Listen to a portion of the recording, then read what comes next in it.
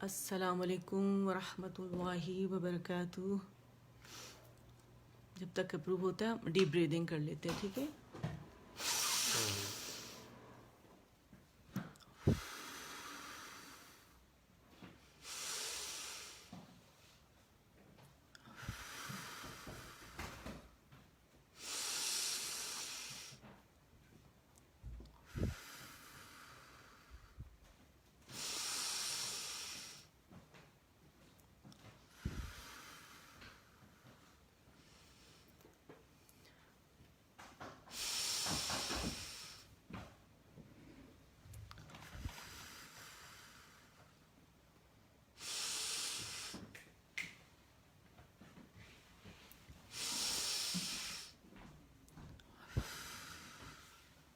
الحمدللہ 6 آنکھیں مجھے نظر آ گئی ہیں، تو میرا خیال ہے ہم شروع کرتے ہیں. ٹھیک ہے. السلام علیکم ورحمۃ اللہ وبرکاتہ. جو ابھی لوگ حاضر ہیں اور جو بعد میں انشاءاللہ آئیں گے اور یہ دعا سیکھیں گے. ٹھیک ہے. اور شعور سے سیکھیں گے، شعور سے اسے پڑھیں گے بھی. ٹھیک ہے. تو امید کرتی ہوں کہ انشاءاللہ آپ سب لوگ ایمان اور عمل کی بہترین کیفیت میں ہوں گے، اور اللہ سے دعا ہے کہ وہ رب ہم سے راضی ہو جائے اور یہ جو بیماری وبا کی صورت میں آئی ہے اللہ اسے ٹال دے اور ہم سب انسانوں کے اس سے محفوظ رکھے اور ہمارے لیے دین کی طرف آنے کا ذریعہ بنائے. ٹھیک ہے. اور اللہ تعالیٰ سے کثرت سے استغفار کرنے کی ضرورت ہے. اس وقت بڑی زبردست آزمائش ہے. ٹھیک ہے. وعلیکم السلام ورحمۃ اللہ وبرکاتہ. محوش کیسی ہیں آپ؟ خیریت سے ہیں؟ تو چلے شروع کرتے ہیں. میرے ساتھ پڑھیے گا آپ لوگ. وہی طریقہ ہے کہ تھوڑا سا میں ایکسپلین کروں گی تاکہ آپ لوگوں کو پتہ چلے، پھر پورے شعور کے ساتھ اسے انشاءاللہ مانگنا ہے. تو جب پڑھ لیں گے تو آپ کو پتہ ہے، آپ لوگوں کو پھر ڈن لکھ دیتے ہیں الحمدللہ. ٹھیک ہے. تو یہ حدیث ہے کہ مصیبت کی سختی سے پناہ کی دعا ہم نے مانگنی. ٹھیک ہے. پناہ کی دعا ہے، مصیبت کی سختی سے پناہ مانگنا. اچھا، بخاری مسلم کی روایت میں ہے یہ. ٹھیک ہے. حضرت ابو ہریرہ رضی اللہ تعالیٰ عنہ سے روایت ہے کہ یہ دعا جو تھے آپ صلی اللہ علیہ وآلہ وسلم مانگا کرتے تھے. اللہم انی اعوذ بک من جہد البلاء ودرک الشقاء وسوء القضاء وشماتت الاعداء. اے اللہ، میں مصیبت کی سختی، اس میں 2 میں نے لکھے ہیں ترجمے. ٹھیک ہے. کہ اے اللہ، بے شک میں تیری پناہ مانگتا ہوں بلا کی مشقت سے، بدبختی کے لینے سے، بری تقدیر سے اور دشمنوں کے خوش ہونے سے. اور دوسری جگہ لکھا ہوا ہے اے اللہ، میں مصیبت کی سختی سے، تباہی تک پہنچ جانے سے، قضاء و قدر کی برائی سے اور دشمنوں کے خوش ہونے سے پناہ مانگتا ہوں. ٹھیک ہے. تو دعاؤں کا اہتمام کرنے سے انسان مصیبت اور پریشانی سے تو بچ جاتا ہے، یہ تو ہمیں پتہ ہی ہے. اور یہ تو پھر بہت ہی پیاری دعا ہے. اس کے ایک ایک لفظ پر غور کرتے ہیں. ٹھیک ہے. اللہم، اے اللہ، انی، بے شک، اعوذ بک، میں تیری پناہ میں آتا ہوں. ٹھیک ہے. کس چیز سے پناہ؟ کس سے؟ آپ کے شیلٹر میں آتا ہوں، پناہ میں آتا ہوں. کس چیز سے؟ من سے، جہدی، سختی. کس چیز کی؟ بلا یعنی مصیبت، بلائیں جو ہیں، بیماریاں جو ہیں. ودارا کی، پہنچنا. شقائی، تباہی. ٹھیک ہے. یعنی تباہی تک پہنچ نہ جاؤں میں. ٹھیک ہے.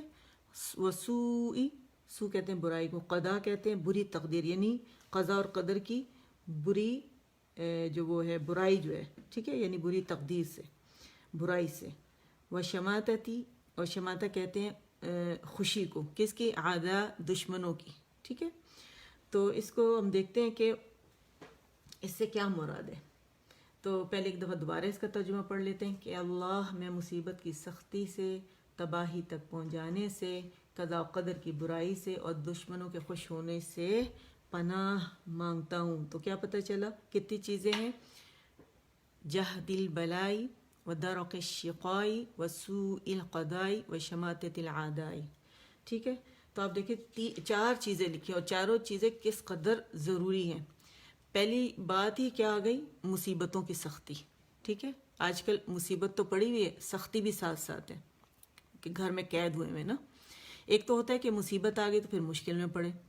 اچھا، یہ دعائیں جو ہم مانگ رہے ہیں نا، جو سیکھ رہے ہیں یا سیکھ چکے ہیں، جو میں نے آپ کو ابھی تک سکھائی ہیں، تو اگر ہم یہ مصیبتیں آنے سے پہلے ان کو مانگ لیں نا تو اللہ تعالیٰ بہت رحیم ہے، وہ ہم سب کو بچا لیں گے اپنے اذن سے۔ اور اس سے پہلے جو دعا میں نے آپ کو سکھائی تھی، لا الہ الا انت سبحانک انی کنت من الظالمین، تو دعا میں کیا تھا کہ مصیبت آ گئی ہے اور پھر ہمیں اللہ سے ہم التجا کریں کہ اللہ ہمیں اسے نکال دیں، یعنی ہمیں معاف کر دیں۔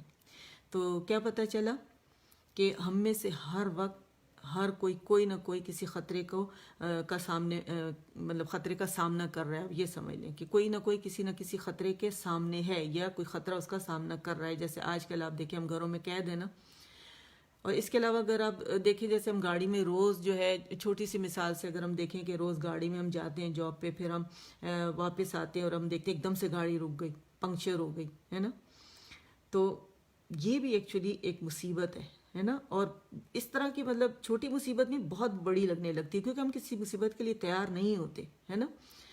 اور پھر دیکھیں کہ جب انسان جو ہے تباہی کے قریب پہنچتے ہیں، کیسے کہ خدا نخواستہ کوئی بڑا حادثہ ہو گیا تو گاڑی کہتے ہیں نا، اس کی گاڑی تو تباہ و برباد ہو گئی ہے نا۔ بعض اوقات ایسا لگتا ہے نا کہ حادثہ ہوتے ہوتے مطلب ہم بچتے ہیں، یا چوٹ لگتے لگتے ہم بچ جاتے ہیں۔ لہٰذا اگر ہم دوسری چھوٹی مثال اگر میں آپ کو دوں، جیسے ہم گھر میں دیکھتے ہیں کہ ہم نے ہانڈیاں رکھی ہوئی ہے چولہے کے اوپر اور ہم بھول گئے، لیکن اینڈ ٹائم پہ ہمیں یاد آ گیا، ہم دوڑے بھاگے اور ہم نے کیا کیا، آنچ بند کر دی اور وہ جلتے جلتے بچ گئی۔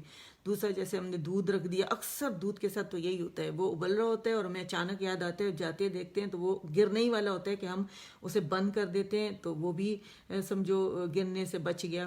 تو ایسا نہیں لگتا کہ جیسے اللہ تعالیٰ نے، بعض لوگ کہتے ہیں کہ اللہ تعالیٰ نے ہاتھ دیکھ کر روک لیا، ہاتھ دیکھ کر روک لیا۔ تو سوء القضاء میں کیا آتا ہے، تقدیر کی برائی۔ تو تقدیر کی برائی جو ہے، یہ دعا میں یہ بھی بتاتی ہے کہ تقدیر کے لکھے ہوئے برے کو بھی دعاؤں سے مطلب اللہ تعالیٰ بدل دیتے ہیں، ٹھیک ہے، یعنی وہ برائی پھر ہمارے تک پہنچ نہیں پاتی۔ اگر کسی کو لگتا ہے کہ میری قسمت اچھی نہیں ہے، اور یہ کب لگتا ہے، جب ہم دوسروں کے ساتھ مقابلہ کرنے لگتے ہیں، ٹھیک ہے، تو اس وقت بھی مطلب اگر ہم یہ دعا کریں اللہ تعالیٰ سے، تو اس وقت بھی جس کو ہم تقدیر کو برا سمجھ رہے ہیں، کم تر اپنے آپ کو سمجھ رہے ہیں، تو اسے بھی اللہ تعالیٰ جو ہے وہ ٹال دیتے ہیں۔ حالانکہ ہر وقت اللہ کی شکر گزاری کرنی چاہیے، ہر حال میں خوش رہنا چاہیے۔ اور حدیث میں آتا ہے کہ دعا تقدیر کو بھی بدلتی ہے اور عمر بھی لمبی کر سکتی ہے، یعنی اس میں اضافہ بھی کر سکتی ہے، ٹھیک ہے نا۔ یہ تو ہم نے سنا ہے نا، اکثر بڑوں سے بھی سنا ہے کہ دعائیں تقدیر کو بدلتی ہیں، عمر لمبی ہوتی ہے اس سے۔ تو ہمیشہ ہمیں کیا دعا کرنی چاہیے کہ میرے رب مجھے لمبی صحت مند زندگی عطا فرمائیں ایمان کے اضافے کے ساتھ، اور مجھ سے دین کے بہترین کام لے۔ یہ تو اکثر میں آپ لوگوں کو دعا کرتے بھی میں بتاتی ہوں۔ اچھا، پھر نیکسٹ جو ہمارے پاس آ جاتا ہے شماتت العادائی۔ اچھا، یہ اس کو پتہ ہوگا جب جو کبھی کسی ایسی آزمائش کا شکار ہوگا یا ایسی آزمائش میں پڑا ہوگا جس میں دین انوالو ہو، ٹھیک ہے، دین، یہ بہت جیلیسیز تو بہت زیادہ ہوتی ہیں یہ۔ اور یاد رکھیے گا کہ دشمنوں کی خوشی وہ بھی کب، جب معاملہ دین کا ہو، اور جب خاص کر جو مسلمان مشکل میں پڑتے ہیں تو پھر کیا ہوتا ہے، تو دشمن خوش ہوتے ہیں نا، ٹھیک ہے۔ قرآن مجید میں بھی ہمیں حضرت موسیٰ علیہ السلام، حضرت ہارون علیہ السلام کا جو واقعہ ملتا ہے کہ جس میں بتایا گیا ہے کہ دونوں کے درمیان اختلاف ہونے لگا تھا، کہ کیونکہ موسیٰ علیہ السلام کے بعد جب وہ اللہ سے ملاقات کے لیے گئے تھے تو بعد میں انہوں نے کہا ہارون سے کہ تم نے قوم کو بچھڑے کی پوجا سے منع کیوں نہیں کیا، شرک سے کیوں نہیں روکا؟ تو جب غصے میں انہوں نے حضرت موسیٰ علیہ السلام نے ریئیکشن شو کیا تھا تو کیا ہوا تھا، تو حضرت ہارون علیہ السلام نے انہیں روک دیا تھا کہ دشمنوں کو خوش نہ کرو۔ تو سوال یہ ہے کہ دشمن کب خوش ہوتے ہیں؟ جب مسلمان کو تکلیف پہنچتی ہے۔ قرآن مجید میں کہ انہیں ہر وہ چیز خوش کرتی ہے جو تمہیں تکلیف دیتی ہے۔ اس لیے دشمن کب خوش ہوتا ہے؟ جب دوست دوست سے لڑتا ہے، جب مسلمان سے لڑتا ہے، جب مسلمان پر کوئی آفت آتی ہے، جب مسلمان پر کوئی وبائیں پھوٹتی ہیں، جب مسلمان آپس میں لڑتے جھگڑتے ہیں، اور وہ جب ان کو اپنی مدد کے لیے بلاتے ہیں، تو کیا پتہ چلا کہ ہمیں یہ دعا کثرت سے مانگنی چاہیے کہ اللہ دشمنوں کی خوشی سے ہمیں بچائیں۔ ظاہر ہے کوئی بھی دشمن ہماری خوشی پر کیوں خوش ہوگا؟ کبھی بھی خوش نہیں ہوگا، وہ تو غم پر ہمارا خوش ہوگا، ہماری غمی پر خوش ہوگا۔ وہ کہتے ہیں نا کہ دشمن کے مرنے کا غم نہ کرو کہ انہوں نے بھی مر جانا ہے، چاہے دشمن کسی بھی لیول کو ہو، کسی بھی لیول پر ہو، ٹھیک ہے، اس سے آپ کی خوشی برداشت ہوگی ہی نہیں۔ حاسدین بھی آپ کی خوشی برداشت نہیں کر سکتے، اس لیے کہ ہم سب کو چاہیے کہ ہم اپنی خوشیوں کو بڑھا چڑھا کے ڈسپلے نہ کریں. میں اکثر لوگوں سے کہتی ہوں، کیونکہ چند لوگ ہیں پتہ ہے وہ دعائیں دیتے ہیں، باقی تو حاسدین ہیں، وہ ان کا شر جو ہے نا سمٹ کر آ جاتا ہے. اور یہ جو ڈسپلے کا کلچر ہے نا، یہ تو بہت جان لیوا بھی ثابت ہوا ہے. اس فیس بک پہ میں نے دیکھا تھا خاتون کہہ رہی تھی میں اپنی ہر خوشی شیئر کرتی تھی، اپنے بچے کی ہر میرا پہلا بچہ تھا اور ہر خوشی اس کی شیئر کرتی تھی. بڑے مجھے منع بھی کرتے تھے، نہ کرو بیٹا نظر لگ جائے گی، لیکن وہ کہتی ہے کہ میں باز نہیں آئی. اور جس دن لاسٹ شادی تھی کسی کی اور وہ میں نے اٹینڈ کی، اس کی ایک پکچر کپڑوں کے ساتھ بچے کے ڈفرینٹ پوزز میں نے شیئر کی. اگلے دن بچہ اپنے چچا کے ساتھ جا رہا تھا، ایکسیڈنٹ ہوا اور بچے کا انتقال ہو گیا. تو آپ دیکھیں جب بھی آپ تھوڑی سی نعمت کو بڑھا چڑھا کر ڈسپلے کرتے ہیں نا تو ہزار بری نظریں آپ کو حسرت سے دیکھتی ہیں. جیسے مثال کے طور پہ اگر میں کچھ چھوٹی ایک اور مثال دے دوں، یہ میں اس سے بتا رہی ہوں کہ دیکھیں پلیز یہ دعا بہت مانگا کرو، بہت کیئرفل رہیں. جیسے ہم کوئی کھانے کی چیز کھا رہے ہیں، جیسے پیزا ہر کوئی کھاتا ہے، برگر ہر کوئی کھاتا ہے، ٹھیک ہے، اور آپ نا نیٹ پر اس کی پکچرز لگا دیں تو کیا ہوتا ہے؟ وہ دیکھ کر نہ جانے کتنوں کا دل جلے گا. کیسے؟ کیونکہ جن کو اگر آج ماں کے کہنے پر دال سبزی کھانی پڑ رہی ہے یا جس کو کھانے کی استطاعت نہیں ہے، اور یا پھر کوئی بیمار ہے، تو پھر وہ کس نظروں سے دیکھے گا؟ ہو سکتا ہے کہ اسی وقت وہ آپ کی خوشی کو نظر لگ جائے، نظر لگا دے، ہے نا، کہ یہ کتنا خوش نصیب ہے، کھا رہا ہوں میں تو کھا ہی نہیں سکتا. تو پورے یقین کے ساتھ ہم نے ان دعاؤں کو اللہ تعالیٰ سے مانگنا ہے. ضرورت ہے کہ انہیں مانگا جائے، ٹھیک ہے. اور ایک لفظ پر پتہ ہے غور و فکر کی ضرورت ہے، ایک لفظ پر کہ ہم کس چیز کی پناہ مانگ رہے ہیں اور کس سے پناہ مانگ رہے ہیں. اللہ تعالیٰ کی دیکھیں اس میں بھی اللہ تعالیٰ کی توحید کا برملا اظہار ہے کہ میں اس رب سے مانگ رہے ہیں، ہے نا. اور اگر آپ غور کریں نا تو یہ بڑی پرسنل دعا ہے، ٹھیک ہے نا. کیسے آپ غور کریں، اور مجھے تو لگتا ہے یہ مجرب نسخہ بھی ہے. ایسا لگتا ہے کہ ہمارے اور اللہ کے بیچ کا راز ہے.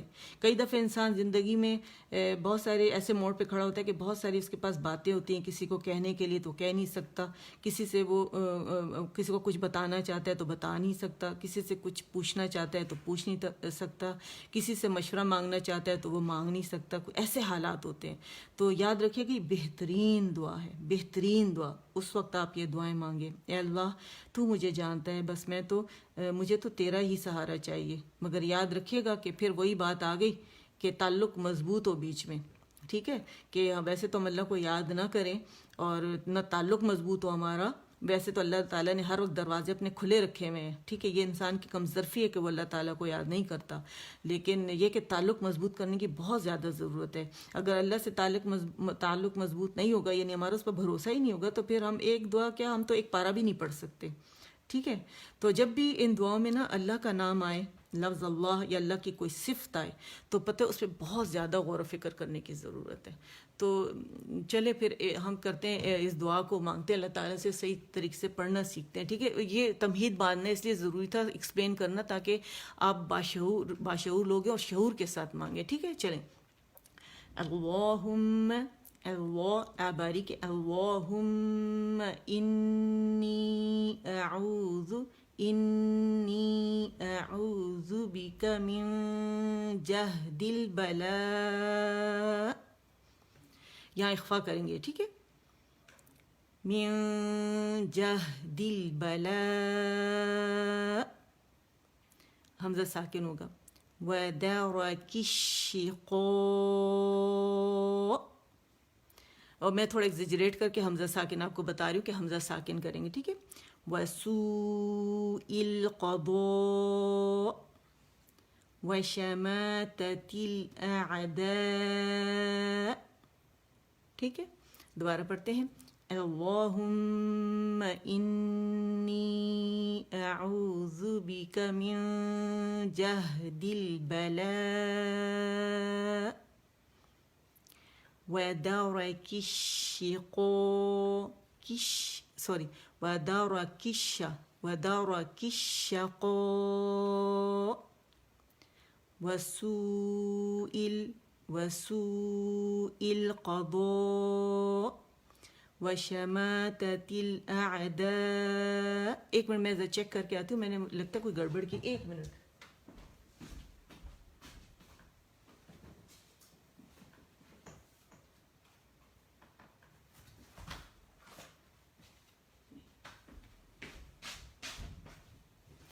نہیں الحمدللہ کوئی گڑبڑ نہیں ہے، پڑھنے میں نے گڑبڑ کی، ٹھیک ہے. دوبارہ پڑھتے ہیں. اللہم انی اعوذ بک من جہد البلاء، اسے حمزہ ساکن کرنا ہے، ٹھیک ہے، جہد البلاء ودرک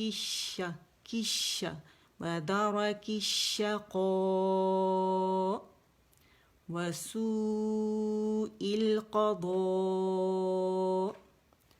وشماتة الأعداء۔ اچھا ادھر میں خیال ہے آپ لوگوں کے لیے ڈال دوں حمزہ، مجھے یہ خیال آ رہا ہے کہ ایسا نہ ہو کہ آپ کہیں یہاں تو کیوں کھینچے، یہاں تو کھینچنے کا نشان ہی نہیں ہے، ٹھیک ہے، تو میں ڈال دیتی ہوں کہ یہاں کھینچیں گے اس کو، ٹھیک ہے، یہاں کھینچیں گے اس کو، اور یہاں باقی جگہ پہ میں نے ڈالا ہوا ہے، ٹھیک ہے نا، یہ اسی کو میں دیکھنے کے لیے گئی تھی، اور یہاں پہ یہ، ٹھیک ہے، دوبارہ پڑھتے ہیں۔ اللہم اے باریک ہے، اللہ موٹا ہے، اللہم غنہ کریں گے، انی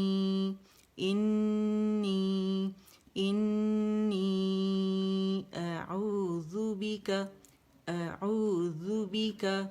من، ویسے یہ من ہے، ٹھیک ہے، لیکن یہاں پہ کیونکہ حرف اخفار ہے تو کہیں گے من جہد البلاء، ٹھیک ہے، بلاء ودرک الشقاء وسوء القضاء